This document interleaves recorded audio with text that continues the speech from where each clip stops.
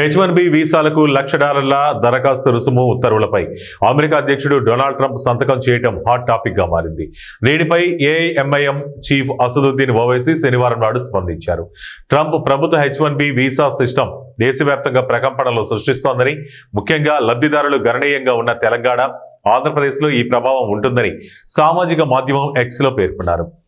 హౌడీ మోడీ, నమస్తే ట్రంప్ వంటి ఈవెంట్లు నిర్వహించడం ద్వారా ప్రధానమంత్రి ఏం సాధించారని ప్రశ్నించారు. ట్రంప్కు వ్యతిరేకంగా నేను ఫిర్యాదు చేయటం లేదు.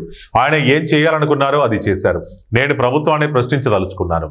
హౌడీ మోడీ, నమస్తే ట్రంప్తో మీరు సాధించిందేమిటి? మాడిసన్ స్క్వేర్ గార్డెన్ వద్ద ఎన్ఐఆర్ అందరినీ పిలిపించి మీరు సాధించిందేమిటి అని ప్రశ్నించారు. భారత్ను వ్యూహాత్మక భాగస్వామిగా అమెరికా భావిస్తున్నట్లు కనిపించడం లేదని అన్నారు. మోదీకి ట్రంప్ పుట్టినరోజు శుభాకాంక్షలు చెప్పడం విదేశాంగ విధానం విజయం కాదు. H1B వీసాలకు ఇచ్చిన ముగింపు భారతీయులను లక్ష్యంగా చేసుకున్నదే.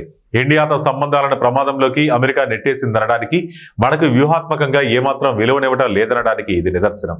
మనం అమెరికాకు వ్యూహాత్మక భాగస్వామిగా ఉన్నాం, కానీ మనను వారు తమ భాగస్వాములుగా భావించడం లేదంటే అది మన ప్రభుత్వ వైఫల్యమేనని ఓవైసీ విశ్లేషించారు.